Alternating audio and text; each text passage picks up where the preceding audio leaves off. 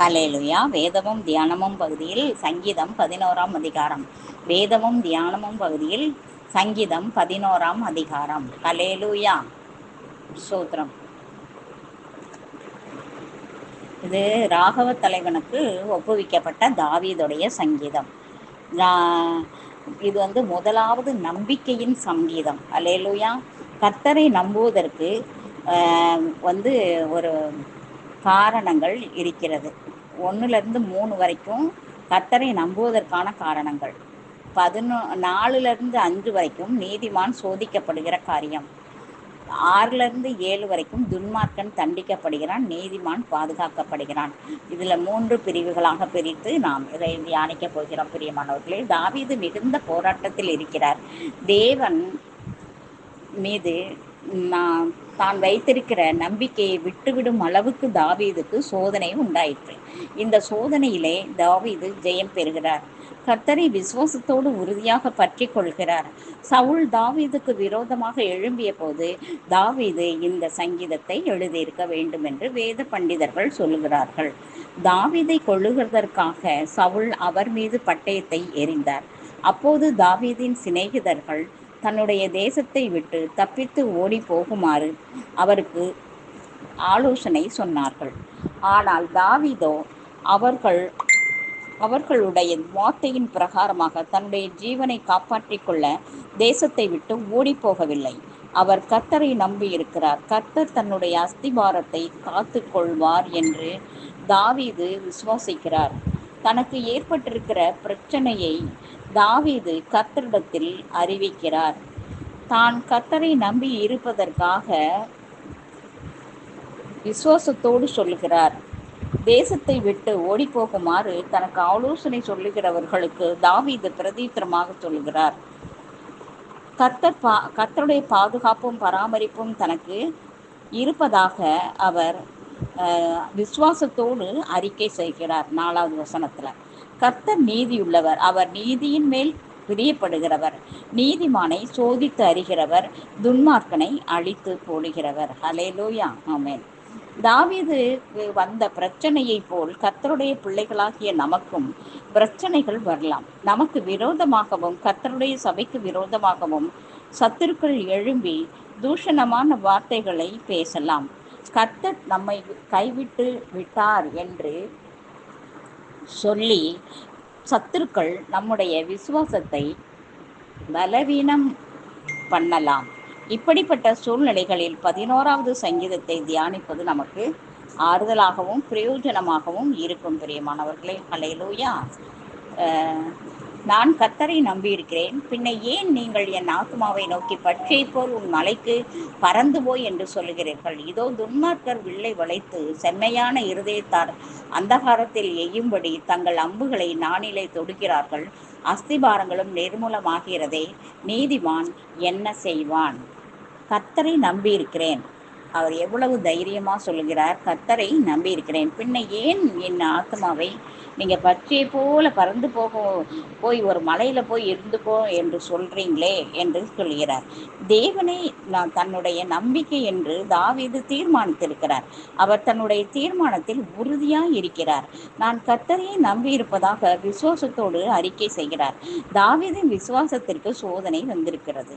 சூழ்நிலைகளும் அவருடைய சொல்லப்பட்ட தூஷண வார்த்தைகளும் அவருடைய விசுவாசத்தை பலவீனப்படுத்திற்று. ஆனாலும் தாவீது தன் விசுவாசத்தில் சோர்ந்து போய்விடவில்லை. தான் கர்த்தரையே நம்பி இருப்பதாக விசுவாசத்தோடு அறிக்கை செய்கிறார். தாவீதின் தீர்மானம் உறுதியானது. அவர் ஜீவனோடு இருந்தாலும் மரித்து போக வேண்டியது இருந்தாலும் தான் கர்த்தரையே நம்பி இருப்பதாக தாவீது அறிக்கை செய்கிறார். ஹல்லேலூயா. தாவீதின் அறிக்கை விசுவாசம் நிரம்பி இருக்கிறது. ஆனால் அவரை சுற்றிலும் நடைபெறுகிற சம்பவங்களும் சூழ்நிலைகளும் அவருடைய விசுவாசத்திற்கு விரோதமாக இருக்கிறது. எனக்கு தெரிந்த அருமையான ஒரு மகள் இருக்கிறார். அவளுடைய சூழ்நிலைகள் எல்லாம் மிகவும் மோசமான ஒரு சூழ்நிலைக்குள்ளாக இருந்தாலும் அவள் தன் நம்பிக்கையை அறிக்கை செய்ததை நான் ரொம்ப ஆச்சரியமாக இருந்தது. பிரியமானவர்களே, ஆகையினாலே நம்முடைய விசுவாசம் என்ன நேர்ந்தாலும் என்ன நடந்தாலும் நாம் விசுவாசத்தை தளர்ந்து போக விடக்கூடாது. தாவீது சிநேகிதர் அவருடைய ஆத்மாவை நோக்கி பட்சியை போல உன் மலைக்கு பறந்துவோ என்று சொல்லுகிறதை நாம் பார்க்கிறோம். கர்த்தரையே நம்பி இருக்கிறார். கர்த்தர் தன்னை பாதுகாத்தாலும் தன்னுடைய சத்துருக்களின் கையில் தன்னுடைய ஜீவனை ஒப்பு கொடுத்தாலும் தாவீது கர்த்தரை மாத்திரமே நம்பியிருக்கிறார். தன்னுடைய சத்துருக்களுக்கு பயந்து ஓடி போக தாவீதுக்கு மனமில்லை. அல்லேலூயா. ஒரு பட்சி தன் மலைக்கு பறந்து போவது போல தாவீது சவுலை விட்டு தனக்கு பாதுகாப்பான இடத்திற்கு ஓடிப்போய் விட வேண்டும். கர்த்தராலே நம்புவதனால நமக்கு வருகிற ஆசீர்வாதங்கள் என்று நாம் பார்க்கும் பொழுது சங்கீதம் 2ஆம் அதிகாரம் 12வது வசனத்திலே ஏராளமான ஆசீர்வாதங்கள், சங்கீதம் 5ஆம் அதிகாரம் 11வது வசனத்திலே பாதுகாப்பு, நம்பும் போது பாதுகாப்பு, சங்கீதம் 9:10 தேவனுடைய பிரசன்னம், தேவனை நம்பும் போது தேவனுடைய பிரசன்னம், சத்துருக்களிடமிருந்து விடுதலை, சங்கீதம் 17:7, சங்கீதம் 37:40, சங்கீதம் 91:4-7 வரைக்கும் நமக்கு சத்துருக்களிடத்திலிருந்து கர்த்தரை நம்பி இருக்கும் பொழுது நமக்கு சத்துருக்களிடத்திலிருந்து விடுதலை கிடைக்கும். அது மாத்திரமல்ல, கர்த்தர் நமக்கு பரிசெய்யமும் கேடகமாக இருக்கிறார். சங்கீதம் 18:30, சங்கீதம் 91:4, சங்கீதம் 115:9-11 வரைக்கும், நீதிமொழிகள் 30:5. அல்லேலூயா. தேவனுடைய நன்மையை பெற்றுக்கொள்கிறோம், மிகுந்த கனி பெற்றுக்கொள்கிறோம், பாதுகாப்பான வாசஸ்தலம் நமக்கு இருக்கிறது, போஜனம் அன்றுள்ள ஆகாரம் நமக்கு கிடைக்கிறது, ஜெபத்திற்கு பதில் கொடுக்கிறார். தேவன் மேல் நம்பிக்கையாக இருக்கிற மனுஷனுக்கு 16 விதமான ஆசீர்வாதங்களை ஒரு டாக்குமெண்ட்டிலே கொடுக்கப்பட்டிருக்கிறது. எத்தனையோ நிறைய ஆசீர்வாதங்கள். துன்மார்க்கர் வில்லை வளைக்கிறார்கள். சவுலின் அரண்மனையில் தாவீதுக்கு பாதுகாப்பு இல்லை. தாவீது அரண்மனையில் தங்கியிருந்ததால் சவுல் அவரை கொன்று போடுவான். சவுல் துன்மார்க்கனாய் இருக்கிறான். தாவீதுக்கு விரோதமாக தன் வில்லை வளைக்கிறான். சவுலோ செம்மையான இருதயமுள்ள தாவீதின் மேல் எய்யும்படி தன்னுடைய அம்புகளை நாணில் துடிக்கிறான். இது தாவீதுக்கு சவுலின் அரண்மனையில் பாதுகாப்பு இல்லை. அல்லேலூயா. நீதிமான்களுடைய அஸ்திபாரம் நிர்மூலமாகிறதே, 3வது வசனத்திலே அவர் சொல்லுகிறதை நாம் பார்க்கிறோம் பிரியமானவர்களே. அல்லேலூயா. அவர்கள் நியாயக்கேடுகளை ஆராய்ந்து தேடி தந்திரமான யோசனையை நிறைவேற்றும்படி பிரயத்தனம் பண்ணுகிறார்கள். அவர்களின் ஒவ்வொருவருடைய உட்கருத்தும் இருதயமும் ஆழமாய் இருக்கிறது. ஆனாலும் தேவன் அவர்கள் மேல் அம்புகளை எய்வார். சடிதியாய் அவர்கள் காயப்படுவார்கள். அவர்களை தள்ளப்பட்டும் கீழே விழும்படி அவர்கள் நாவுகள் அவர்களை கெடுக்கும். துன்மார்க்கர் கசப்பான வார்த்தைகளே அவர்களுடைய அம்புகளாய் இருக்கிறது. துன்மார்க்கர் தங்கள் வார்த்தையினால் நம்முடைய விசுவாசத்தை சோர்வடைய செய்து விடுவார்கள். பிரியமானவர்களே, ஹல்லேலூயா. 4ஆம் வசனத்தை நாம் வாசிக்கும் பொழுது, கர்த்தர் தம்முடைய பரிசுத்த ஆலயத்தில் இருக்கிறார். கர்த்தருடைய சிங்காசனம் பரலோகத்தில் இருக்கிறது. அவருடைய கண்கள் மனுபுத்திரரை பார்க்கிறது. அவருடைய இமைகள் அவர்களை சோதித்து அறிகிறது. ஹல்லேலூயா. ஆமேன். ஒரு மரத்தை மெதுவாக அசைக்கும் போது அதன் வேர்கள் பலப்படும். அதன் ஆழமாகவும் வேகமாகவும் வளரும். மரத்தை மெதுவாக அசைப்பதினால் அதன் வேர் பகுதி தரை மென்மையாக மரத்தின் வேர்கள் வேகமாய் வளர்வதற்கு உதவி புரியும். மரத்தை மெதுவாக அசைப்பதினால் அந்த மரம் கீழே விழுந்து விடுவது இல்லை. அல்லேலூயா. ஆமேன். நம்முடைய கர்த்தர் பரலோகத்தில் இருக்கிறார். அவர் தம்முடைய பரிசுத்த ஆலயத்தில் இருக்கிறார். ஒருவேளை நம்முடைய மாம்ச பிரகாரங்களில் கண்களினாலே கர்த்தரை பிரத்யட்சமாக பார்க்க முடியாமல் போகலாம். ஆனாலும் தேவன் தம்முடைய கர்த்தராகவே இருக்கிறார். ஆகவே அவருடைய பிள்ளைகளாக நாம் இருக்கிறோம். கர்த்தருடைய சபையே அவருக்கு பரிசுத்த ஆலயம். தேவன் நம்முடைய ஜனங்களோடு உடன்படிக்கை செய்திருக்கிறார். அல்லேலூயா. ஆமென். கர்த்தர் நீதிமானை சோதித்தருகிறார். துன்மார்க்கனுடைய கொடுமையில் பிரியமுள்ளவனையும் அவருடைய உள்ளம் வெறுக்கிறது. துன்மார்க்கர் மேற் கன்னிகளை வருஷிக்கிறார். அக்கினியும் கந்தகமும் கடும்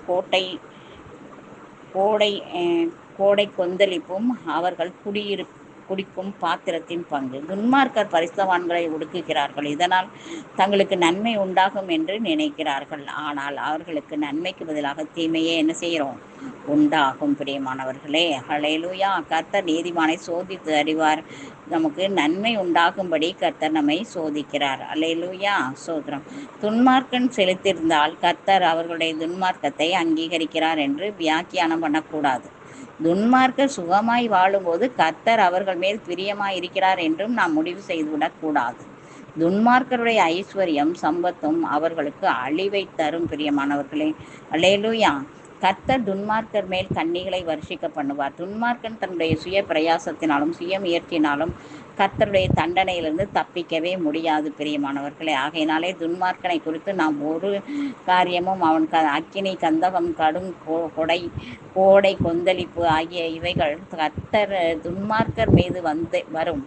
சோதோம் குமோரா அழிவு நமக்கு எல்லாருக்குமே தெரியும். அதன் பின்பு நாகசாகி, ஹிரோஷிமாலாம் அழிந்ததெல்லாம் நமக்கு தெரியும். அல்லேலூயா. ஆம் பிரியமானவர்களே, எல்லா இடங்களிலேயும் இப்பொழுது அழிவை தேவன் கொண்டு வந்து கொண்டிருக்கிறார். இனி கொரோனா வருகிறது, யுத்தங்கள் வருகிறது, பஞ்சங்கள் வர இருக்கிறது, இனி அடுத்தடுத்து எல்லாமே வர இருக்கிறது. ஆகையினாலே நாம் பயப்பட தேவையில்லை. துன்மார்க்கன் அழிந்து போவான் என்பதை நாம் நன்றாக நினைவு கூர்ந்து கொள்ள வேண்டும். ஆனால் அவர்களுக்காக நாம் ஜெபிக்க வேண்டும். கர்த்தர் நீதியுள்ளவர், நீதியின் மேல் பிரியப்படுவார். அவருடைய முகம் செம்மையானவனை நோக்கி இருக்கிறது. கர்த்தருடைய பிள்ளைகள் சில சமயங்களில் தாழ்ந்திருப்பது போல தெரியும். நீதிமான்கள் சமுதாயத்தில் ஏழைகளாகவும் சாதாரண ஜனங்களாகவும் இருக்கலாம். ஆனால் கர்த்தர் நீதிமான்கள் மேல் பிரியமாயிருக்கிறார். நமக்கு யாருடைய பிரியம் மிகவும் முக்கியம் பிரியமானவர்களே? பிரைம் மினிஸ்டர், சீஃப் மினிஸ்டர், நல்ல உயர் அதிகாரத்தில் இருக்கிறவங்க, இல்லை நம்முடைய கணவர் நல்ல பதவியில் இருக்கிறது, நம்முடைய மனைவி நல்ல ஒரு ஸ்டேட்டஸ் அந்தஸ்தில் இருக்கிறது, அவங்க பேக்ரவுண்டாக நல்லா இருக்கிறது, அதெல்லாம் கிடையவே கிடையாது பிரியமானவர்களே. அவர்களை தம்முடைய சொந்த ஜனமாக தேவன் அங்கீகரிப்பார். நாம் நீதிமான்களாக இருக்க வேண்டும். ஏழைகளாக இருக்கலாம், சாதாரண ஜனங்களாக இருக்கலாம், ஆனால் நீதிமான்களாக இருக்க வேண்டும். நம்மேல் தேவன் பிரியமாய் இருப்பார். அல்லேலூயா.